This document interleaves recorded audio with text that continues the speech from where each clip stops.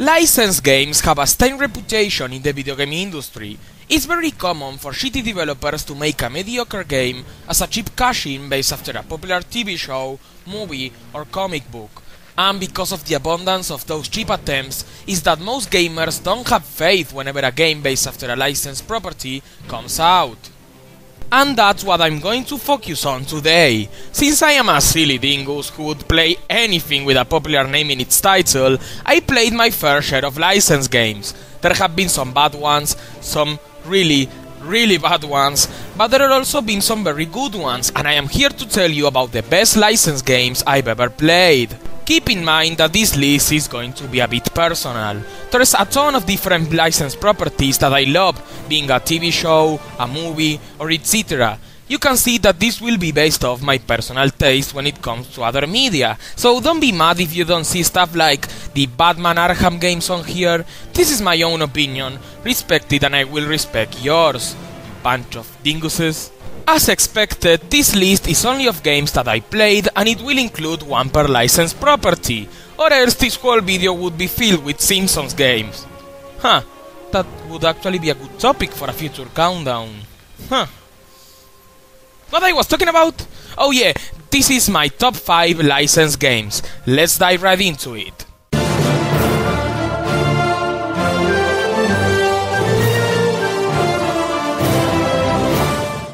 King Kong is one of the most iconic and influential movie icons of all time. I'm pretty sure that all of you watching heard of him before. And if you didn't, what the hell is wrong with you? Go watch King Kong! After this video ends, of course. There are a lot of different versions of the classic film based on this giant ape, but my favorite is Peter Jackson's remake from 2005, even if this movie alone is longer than his Hobbit trilogy. And with such an epic movie, there's bound to be an epic video game based on it. At number 5 we have Peter Jackson's King Kong, the official game for Xbox 360, PS2 and GameCube. This is truly an underrated gem in my eyes, especially when it comes to licensed games. The concept itself is pretty simple. In the spirit of the movie, you play as Adrian Brody's character, Jack Driscoll, as you go through a school island trying to save the girl from the giant ape, while fighting tons of creepy crawlers and giant dinosaurs at the same time. Jack's gameplay is done in a first-person shooter style, but what makes it so unique from other games of the same genre is that it has this survival vibe to it. You will run out of bullets many times, and you will have to use what you can find in order to defend yourself from the beasts of a cool island. Most of the times you will find yourself fighting off against enemies with the use of sticks or spears. This makes you feel defenseless, and it makes up for a lot of tension and memorable moments in the gameplay. I swear to God that I crap myself every time one of those T-Rexes appears. And hey, they even got Adrian Brody himself to voice his character in the game. How cool is that? Another epic gameplay feature is the ability to play as the ape himself, King Kong. While these sections are very few and in between, they are a lot of fun, as you play as the titular character and fight through those T-Rexes and other beasts with ease. It makes you feel really epic and really powerful. These are definitely my favorite parts of the entire game. But what makes King Kong the game so special to me is how good of a job it does of following the plot of the movie. You know how this story goes. A bunch of idiots want to make a movie, they go to a dangerous island where a giant ape falls in love with a woman, it kidnaps her and hilarity ensues. In case you didn't know, most movie tie-in games tell a separate story to that of the film. But this is not such case, as the plot is followed to a T, from the first encounter with King Kong to the final showdown in New York, and it's all done in such a cinematic way that it will stick in your mind for many years to come.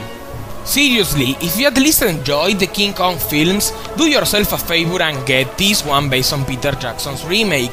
It's one of the best and most unique movie tie-in games I've ever played, and it definitely deserves a spot on this list.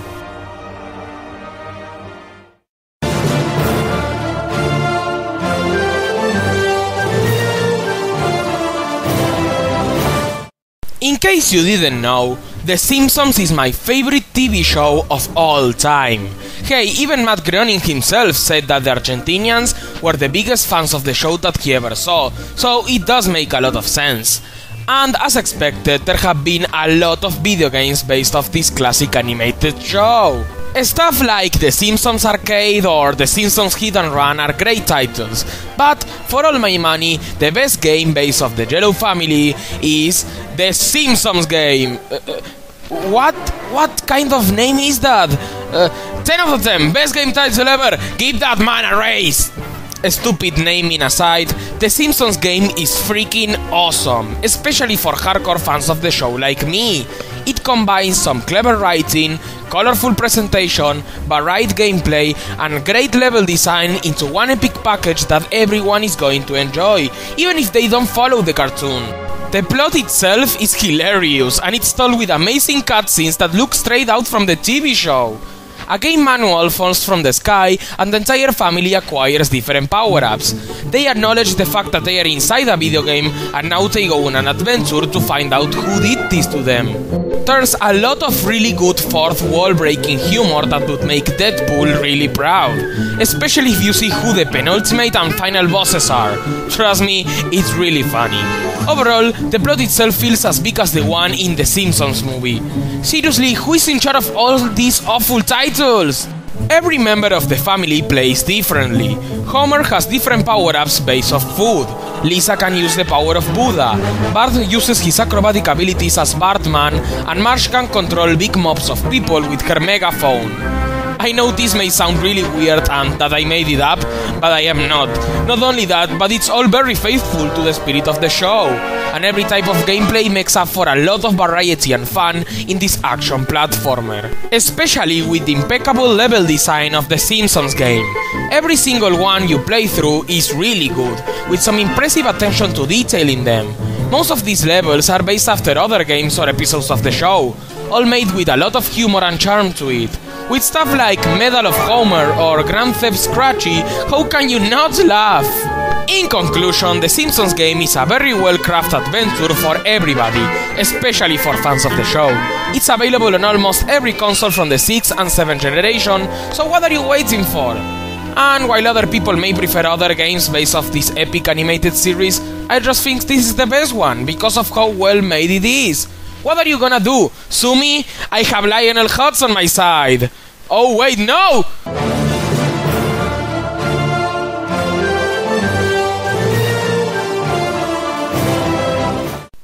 I freaking love Star Wars.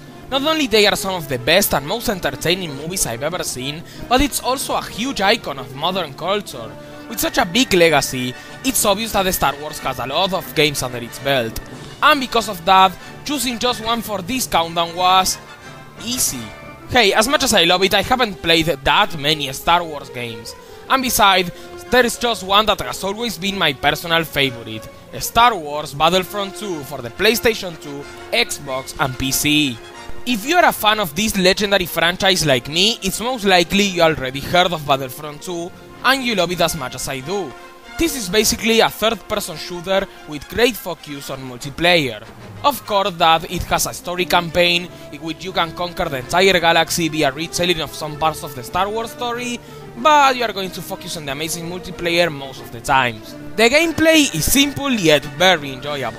You can choose one of both teams, which can be either the clones versus the droids or the rebels versus the clones, and ensuing battles depending on the mode you choose, whether it's capture the flag, conquest or etc. The basic gist of this is to fight your way through the enemies in epic battles in order to win the match, whether it's on land or in space. You can get upgrades for your weapons and troops, and maybe even get to fight as a Jedi or a Sith. The main gameplay of Battlefront 2 is hectic, chaotic, addictive and a lot of fun, especially with friends. The main reason I love Battlefront 2 so much is because it captures the essence of Star Wars perfectly. The design of the graphics, music, sounds and gameplay scream Star Wars to me, and you're going to feel like you're actually inside these movies. You can play in such iconic planets like Hoth, Dagobah, Tatooine or more, while you play as the iconic clones, droids, rebels or even characters like Luke, Leia, Yoda or the gangster himself, Darth Vader.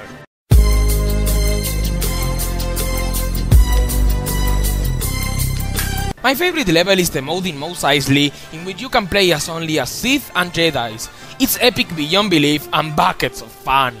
Star Wars Battlefront 2 is a must-buy for Star Wars fans, as not only it captures the essence of this universe perfectly, but it's also really entertaining. You will enjoy it even if you never watched these movies before, and you can bet that I am really excited for the new Battlefront game in development. I just hope Electronic Arts doesn't ruin it. I mean, I can't trust them, right? Right?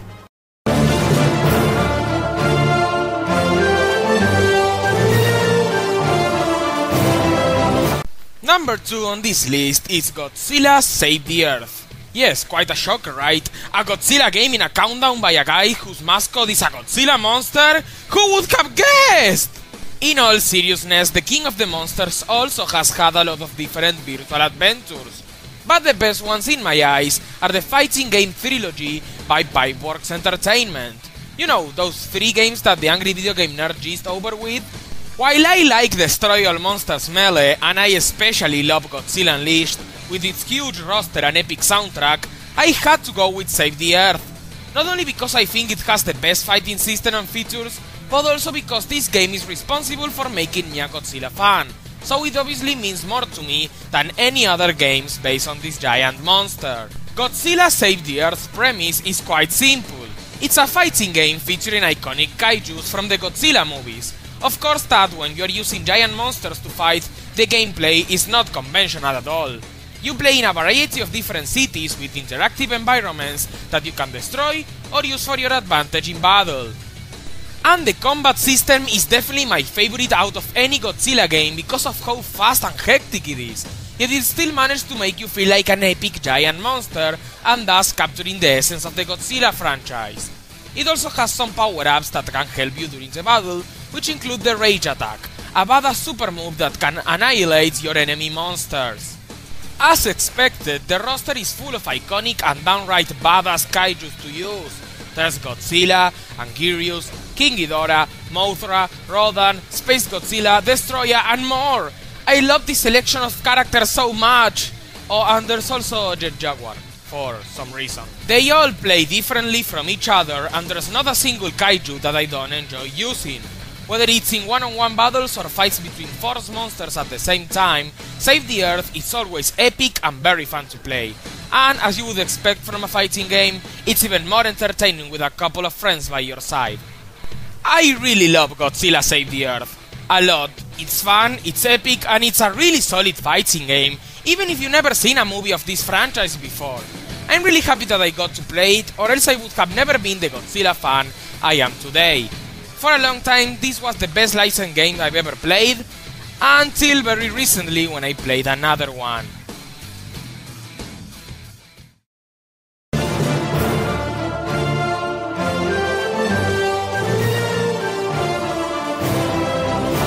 South Park: The Stick of Truth. Yes, this is my choice for best licensed game I've ever played. I was originally going to make a long introduction explaining the history of South Park and its games, but you already know that this is one of the best animated shows ever made, and that all of the games until this one sucked big time. So let's go past that and move on with this segment. The main reason Stick of Truth is at the top of this list is because it does something that very few licensed games manage to accomplish. It makes you feel like you're inside the world of South Park. Don't get me wrong, the other 4 games on this list did a good job at capturing the spirit of the original properties, but the Stick of Truth makes you feel like you're living a giant South Park adventure, almost as big as the movie. I honestly feel like I've lived in the classic town of Colorado. I've been there, and if I watch the show, I know where every location is. It's truly fascinating, and quite ironic considering that the show has been around for several years, yet just now we have the technology able to replicate its simplistic paper animation. Major props to Matt Stone and Trey Parker. Speaking of these godly comedians, Stick of Truth must be the funniest game I've ever played. It has the same type of witty, raunchy, charming and satirical sense of humor from the show. It's full of shock value and some hilarious plot twists. It's really worth to be experienced by yourself, so I will give you just one hint of this game's humor. One of the bosses is a giant aborted Nazi zombie fetus. Let's just let sink in for a moment. As for the gameplay, it may not be the best thing ever, but holy fuck, it still is very entertaining, and while simple, it has some layers of depth that keeps it fresh and interesting. South Park The Stick of Truth is a turn-based RPG which may sound weird but is actually perfect for newcomers to the genre. You will have to choose between a warrior, a thief, a mage or a Jew. All with different abilities and stats, and they are all fun enough to use that it's worth replaying the game several times. As for the combat itself, it's very simple and very fun, with a lot of hilarious abilities, magic spells that are actually farts, the famous characters of the show as your party members, and even some button inputs to make your attacks more efficient. It's all very similar to a Paper Mario game. What a coincidence considering the paper aesthetic of this game. Now imagine if they made a Paper Mario Stick of Truth. Suck my big fat meatballs! And hell, even the music is really freaking good. Seriously, if you're a South Park fan, get Stick of Truth. It's a must-buy for everyone who enjoys the show. It's fun, it's hilarious, it's clever, and it managed to capture the essence of its original property perfectly. And because of that and many more, South Park The Stick of Truth is the best licensed game I've ever played. And that's my top 5 licensed games. Feel free to leave any comments down below about the video or naming some of your favorite games based off licensed properties that didn't make the cut. I know what you're thinking, and yes, I am deeply sorry for my unplanned hiatus for the past few months. I've had a lot of problems as my computer broke down and I had to wait to get a new one. But now that it has been solved, I am ready to make a lot of good videos for you. So stick around and thanks a lot for your support. You guys are awesome. Click right there to see more countdowns or click the other link to watch some of my video game reviews, and feel free to subscribe if you like my content. Follow me on Facebook for constant updates, and while I don't have a Twitter, you can go to my Ask where I answer questions about anything on a daily basis. That awesome fanart on the screen was drawn by my friend Hexicism after I commissioned it to him. The link to his art Tumblr is on the description. It looks so cool, he's so talented! And finally, thanks also to Maverick Hunter 075 for helping me with my new intro. I am sure you are very familiar with him already. Thanks a lot to everybody for watching. See you guys next time.